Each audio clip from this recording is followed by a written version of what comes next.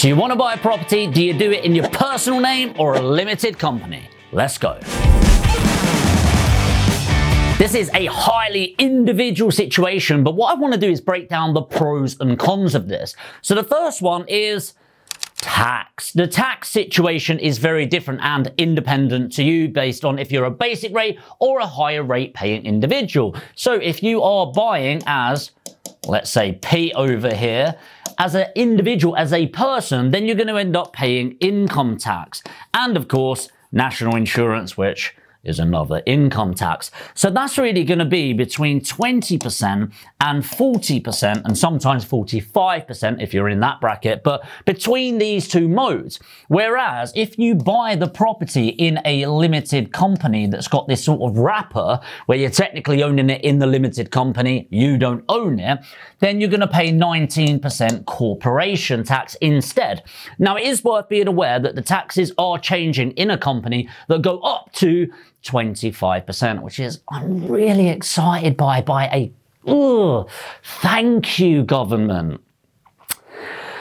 However, it's not to worry. If you're below £50,000 profit, you don't need to worry. And anything between 50,000 and 250,000, it's got a sort of sliding scale. And everything above £250,000 profit, you're going to pay 25% tax. Fuck you. Thank you, government. Really appreciate it. So the other thing to be aware of is outside of that, you are going to have another tax, which is dividend tax. Now, at the moment, you can get £2,000 of that for free. Thank you very much. If you're within your allowance, the first 12.5 grand, then you're not going to pay tax. But anything above that, they're putting it up to I might get this wrong, 8.75%, top of my head, but 8.5 to 9%, let's call it.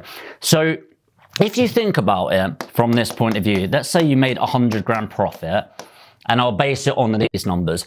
This being scenario 1, you're going to end up paying 20%.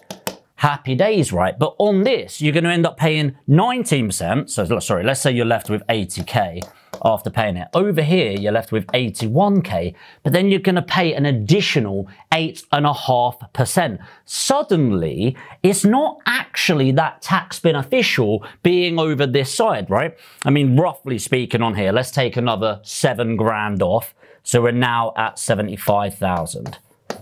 Give or take, okay, rough numbers. And what I've done there is take off the dividend tax. So at the moment, it's worth being over here.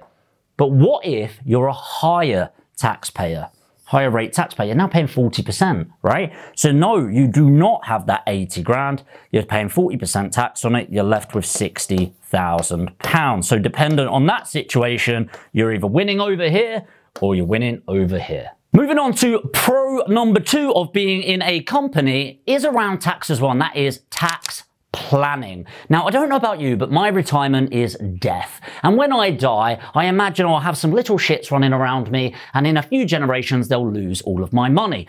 But in the meantime, wouldn't it be nice to give the spoiled little brats as much as possible? Now, the thing that you can do a lot better in a limited company is something called tax planning. Now, as you know, the government loves taxing you when you make money, when you spend money, when you buy something, when you sell something. And if you don't know this, they love to tax you when you die, right at your funeral, getting you to sign the dotted line unawares. So this is called inheritance tax, which, by the way, is a fucking lot of money. All right. So the inheritance tax, when it's in your personal name, very, very hard to mitigate. However, in a limited company structure, you can heavily mitigate or eradicate completely the inheritance tax. So that's another win for a limited company.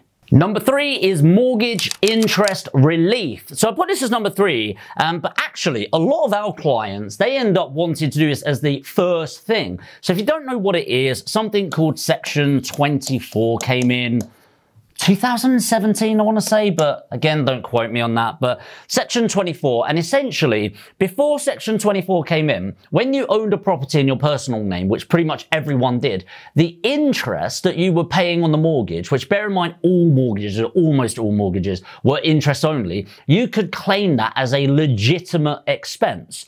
And then the government And by the way, one of the reasons they did this is, and they put this in their statement, is to push people out the market that can't afford to have a private rental.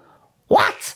Absolutely crazy, right? So you got this guy over here and they're paying 20%. You are all gravy. Don't worry about it. If you're a 20% taxpayer, don't worry about it. However, worth thinking in the long term, are you ever intending to go into that higher income tax bracket? Maybe, maybe not. If not, personal name, not so bad. But if you are Billy Big Bollocks over here and you're paying the 40%, they're going to screw you. And instead, you can no longer claim back that as a legitimate expense, which is redonkulous, by the way, because in a company, you obviously can do that. If you're taking on debt to grow your business, that is a legitimate expense, including the interest. So instead, what they do is they give you a credit, which is equivalent to 20%. So technically you get this on both. So obviously if you get a credit of 20%, hey, we'll look after you. If you're a 20% taxpayer, obviously 20 minus 20 is 0. But on this side, you're paying the equivalent of 20%, which is absolute bollocks in my opinion. And again, makes it a win in a limited company where none of this applies. Section 24 can do one and we can claim back all of the expenses. And finally, my favorite part, if I'm honest, is limited liability. So if you're over here as an individual, look how happy you are, and you own this property, anything that's fully linked to you. Fully linked to you. So let's say you do some dodgy business over here. Maybe it's some gambling, you got in some debt. Maybe you were seeing people on the side and paying for 2 women. Maybe you were, I don't know, other dodgy shit people do. And it ends up getting these debt obligations in.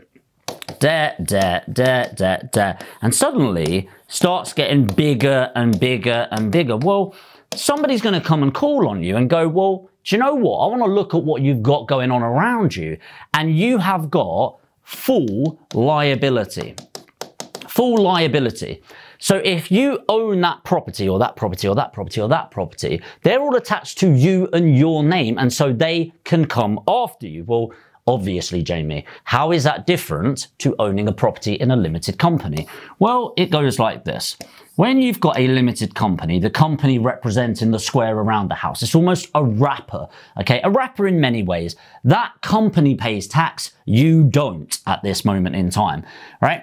However, it's also owned by the company, not you, so the risk is also mitigated. So you over here, as long as you don't break any laws and stuff like that, because then it's something called piercing the corporate veil, where it doesn't matter that you've got the wrapper, we're going to rip it apart because you've done something illegal. If you screw up over here or here or here, that's fine, but they cannot come after that property. Because, this takes a bit to get your head around, you don't own the property. This company owns the property and you own the rights to that company, presumably. Okay, now something is worth knowing is when you get mortgages on a property that's in a limited company, you will be asked to sign, more than likely, unless you've got a few million of property, a PG. A PG is a personal guarantee. What that means is this is pierced this way round. What that means is I don't care if you don't own the property, you own the company, and what we don't want is for you to screw up over here. So if you mess up on this property, you don't pay your loan, you don't pay your mortgage, and we have to repossess the property, take the property off you and sell it, but we don't get enough money, we can still come after you. So please don't think that you've eradicated liability, but you have massively limited it compared to owning it in your personal name. But there are some downsides. Number 1 is the cost of debt. Now, it's not massive in the grand scheme of things, but I'd be expecting anything between 0.5% to 1% more in cost, in the interest that you're going to pay getting a mortgage in a limited company. What I am noticing over the last few years since Section 24 is obviously there's a huge amount of demand on limited companies because of those changes. And so more and more lenders are coming into the market. And the more lenders there are, again, supply, demand, If there's more supply, they need to get more competitive with their pricing. And so it is a different still, but I'm seeing closer to 0.5%. So getting better and better, but is something to be aware of. Number two, linking back to the dreaded word tax. There's an additional tax if you actually want to utilize the money. So most people don't actually worry about this because they are looking to invest their excess money, excess savings, excess funds into this limited company. But say you wanted to live off of that money, well, what would happen is if you take the money outside of the limited company, you're then going to pay an additional dividend tax. So it's another type of income tax. Luckily, it is not taxed at 20 or 40%. It's taxed at 8.75% right now, or going to be at least. And naturally, it will probably go up more in the future, knowing the government. But it is worth being aware of that corporation tax is not the only tax you're going to pay if you want to actually utilize the money as an individual. Caveat, there's loads of ways to not spend it as an individual and spend it as a business. More on that later. And finally, number three, you don't own the property. Now, again, personally, I don't care about this. I personally own like 4 properties. I'm genuinely not sure. But like the rest are in limited companies. So I've got SPVs, a special purpose vehicle for this development. I've got this portfolio in this company. Now, some people get really picky about this, but I'm very much with J.D. Rockefeller. If you don't know, he was one of the richest people in the world at the time, that he says, own nothing, control everything. And for me, I don't need to own the asset. That's just ego for me. I own the companies that own the assets. Really, it's about controlling as much as possible. And the reason I like that is I can get all of the benefits of owning the asset personally with very limited liability on the actual ownership. So that's just my opinion. But again, who does this relate to? It's completely down to you. Please do not take any of this as financial advice. You need to reach out to a tax specialist on this, and they will give you advice based on your personal situation. Hopefully this has been helpful. If you want to find out more about property investing and education, and you want to pay for an investment program, put education in the comments below. If you are new to the channel and you want to find out more about property, I would love it if you join me and the whole team on here by subscribing and hitting the notification bell. And if you did get value from this video, you could lightly destroy the like button on the way to your next video.